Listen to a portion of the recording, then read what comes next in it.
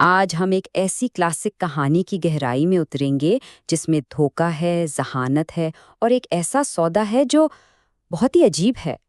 ایک بولنے والا کتا، سوچنے میں تو یہ ایک زبردست سودا لگتا ہے نا؟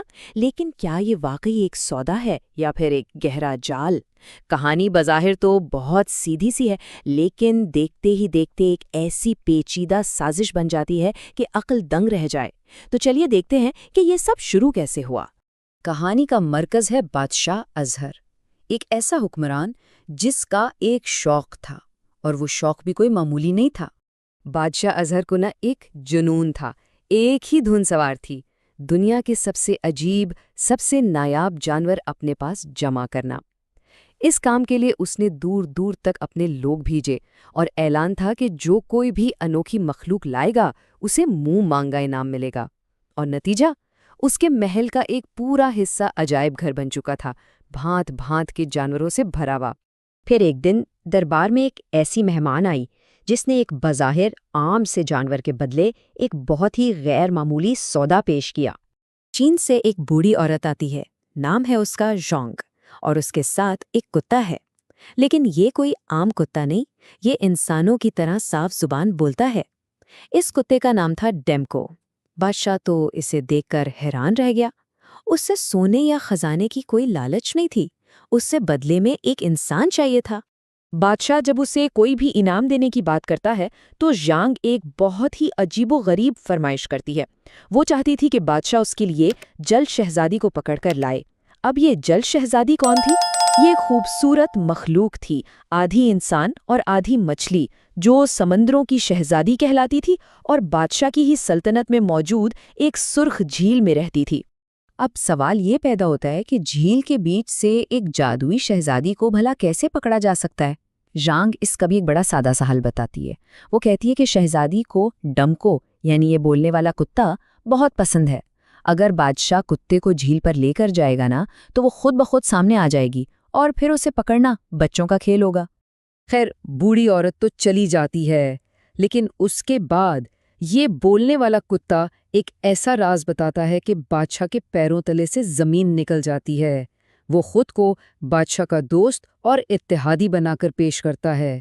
ڈمکو بادشاہ کو خبردار کرتا ہے، کہتا ہے، بادشاہ سلامت، وہ بوڑھی عورت کوئی عام عورت نہیں، وہ دنیا کی سب سے بڑی جادوگرنی ہے۔ اور وہ یہ بھی بتاتا ہے کہ وہ رحم دل شہزادی کا خون پینا چاہتی ہے تاکہ ہمیشہ کی زندگی حاصل کر سکے۔ تو ڈمکو کہتا ہے کہ وہ شہزادی کو بچانے میں بادشاہ کی مدد کرے گا۔ اور پھر ڈمکو جادوگرنی کو ہرانے کے لیے ایک بڑا زبردست پلان پیش کرتا ہے۔ وہ کہتا ہے، پہلا قدم، ہم شہزادی کو پکڑنے کا صرف ڈرامہ کریں گے تاکہ جادوگرنی خود باہر آئے۔ دوسرا قدم، پھر ہم جادوگرنی سے قیمت کے طور پر ڈمکو کے ہمشکل بھائی کو پاتال سے لانے کا مطالبہ کریں گے۔ اس میں وقت لگے گا۔ تیسرا قدم، اسی وقت کو استعمال کرتے ہوئے ہم شہزادی کو محل کے تالاب میں زندہ کر لیں گے۔ چوتھا قدم، پھر ہم شہزادی سے پوچھیں گے کہ جادوگرنی کی جان کس چیز میں چھپی ہے۔ اور پانچواں اور آخری قدم، بس اس چیز کو تباہ کر دیں گے اور جادوگرنی ہمیشہ کے لیے ختم ہو جائے گی۔ کیا شاندار منصوبہ تھا! بادشاہ نے فوراً اس پر یقین کر لیا۔ تو کتے پر پورا بھروسہ کر کے بادشاہ جھیل کی طرف چل پڑتا ہے، لیکن وہاں پہنچتے ہی سارا منصوبہ بری طرح سے ناکام ہو جاتا ہے۔ جیسے ہی بادشاہ اور شہزادی کشتی میں ہوتے ہیں، اچانک آسمان پر جادوگرنی کا چہرہ نظر آتا ہے اور ایک زوردار قہقہا گونجتا ہے، اور اسی لمحے ڈمکو بادشاہ پر جھپٹتا ہے اور اپنے زہریلے دانت اس کی گردن میں گاڑ دیتا ہے۔ سارا کھیل ہی الٹ گیا، یہ سب ایک جال تھا۔ اور تب جادوگرنی اپنا اصل شاطرانہ منصوبہ بتاتی ہے۔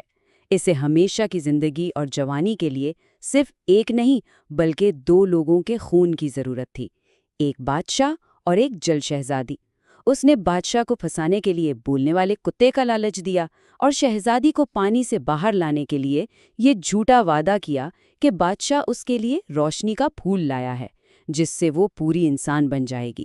مطلب اس نے دونوں کو ہی دھوکہ دیا اور بڑی آسانی سے اپنے جال میں پھنسا لیا۔ اب بادشاہ تو مفلوج پڑا ہے اور دونوں جادوگرنی کی قید میں ہیں۔ لگ رہا تھا کہ اب سب کچھ ختم، لیکن یہاں سے کہانی کا اصل ہیرو سامنے آتا ہے، اور وہ ہے شہزادی کی عقل مندی۔ لگ تو یہی رہا تھا کہ اب کوئی امید باقی نہیں۔ جیسے ہی جادوگرنی انہیں مارنے کے لیے آگے بڑھی، شہزادی نے چلا کر اسے روکا، اور یہیں سے اس کی شاندار جوابی چال شروع ہوئی۔ اس نے طاقت سے نہیں بلکہ اپنی ذہانت سے کام لیا۔ اس کا مقصد لڑنا نہیں تھا بلکہ اپنے دشمنوں کو باتوں میں الجھا کر قیمتی وقت حاصل کرنا تھا۔ شہزادی نے جو چالیں چلیں وہ واقعی کمال تھیں۔ سب سے پہلے اس نے وقت حاصل کرنے کے لیے کہا کہ پانی سے نکلنے کے 1 گھنٹے بعد تک اس کا خون زہریلا ہوتا ہے۔ اس جھوٹ نے جادوگرنی کو سوچ میں ڈال دیا۔ پھر اس نے ڈمکو کو آخری واک کے بہانے جنگل میں لے جانے پر راضی کر لیا۔ وہاں پہنچ کر اس نے بڑی چالاکی سے کتے کی دم کو ایک کانٹے دار جھاڑی سے باندھ دیا اور وہ بے بس ہو گیا۔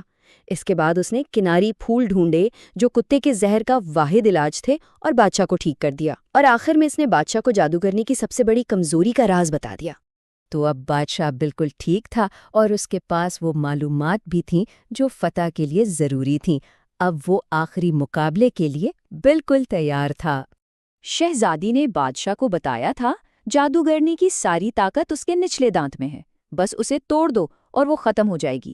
بادشاہ نے مفلوج ہونے کا ڈرامہ جاری رکھا، اپنے پاس ایک خنجر چھپایا اور صحیح موقع کا انتظار کرنے لگا۔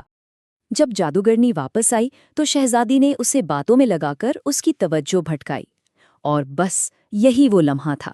بادشاہ نے اچانک چھلانگ لگائی اور ایک ہی وار میں جادوگرنی کا دانت توڑ دیا۔ اس کے ساتھ ہی جادوگرنی آگ کے شعلوں میں لپٹ کر راکھ کا ڈھیر بن گئی۔ تو اس طرح یہ خطرہ ٹل گیا، لیکن جادو یا زبردستی سے نہیں بلکہ ذہانت اور بہادری کی وجہ سے۔ جادوگرنی اور اس کا کتا ہمیشہ کے لیے ختم ہو گئے اور بادشاہ اور شہزادی کی جان بچ گئی۔ کہانی کا اختتام بھی بہت خوبصورت ہے۔ اس مشکل سے ایک ساتھ گزرنے کے بعد بادشاہ اور شہزادی کے درمیان ایک مضبوط رشتہ بن جاتا ہے۔ بادشاہ وعدہ کرتا ہے کہ وہ شہزادی کے لیے اصلی روشنی کا پھول ضرور ڈھونڈ کر لائے گا، اور شہزادی اس سے شادی کے لیے راضی ہو جاتی ہے۔ تو آخر میں یہ کہانی ایک بڑا سوال چھوڑ جاتی ہے: طاقت زیادہ اہم ہے یا عقل مندی؟ یہ ہمیں بتاتی ہے کہ جادو اور ظاہری طاقت کتنی بھی بڑی کیوں نہ ہو، اصل اور حتمی طاقت تو مشکل وقت میں صاف سوچنے اور صحیح فیصلہ کرنے کی صلاحیت